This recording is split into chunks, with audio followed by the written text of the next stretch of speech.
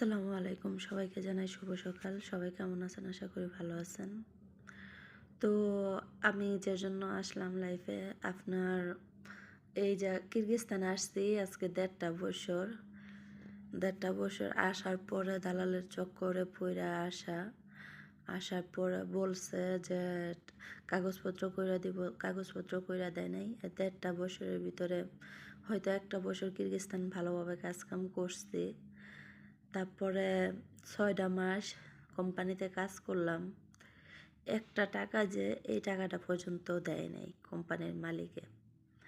তো কোম্পানির মালিকের কাছে টাকা চাইলে কোম্পানির মালিকে পুলিশের হুমকি দিচ্ছে। এরকম মানে যারা কিরগিজস্তানে আসতে চাইতেছেন, যারা দালালের খপ্পরে পড়তেছেন, তাদের কাছে একটাই রিকোয়েস্ট, আপনারা কেউ কিরগিজস্তানের জন্য বই জমা দিবেন না, পাসপোর্ট জমা দিবেন না। হয়তো আপনারা অন্য অন্য কান্ট্রিতে যান, কিন্তু কিরগিজস্তানের পরিস্থিতি এতটাই খারাপ, মানে কি বলবো।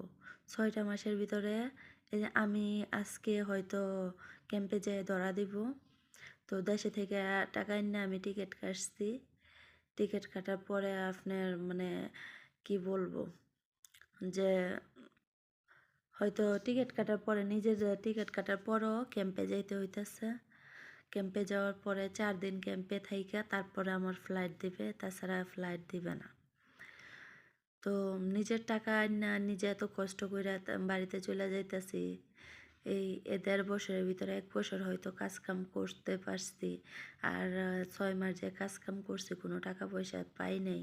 তো এইরকম পরিস্থিতি জাইন্না শুইন্না কেউ কিরগিজস্তান আইসেন না। সবার কাছে একটাই রিকোয়েস্ট, কেউ দালালের ফান্দে পড়বেন না। সবাই ভালো থাকবেন।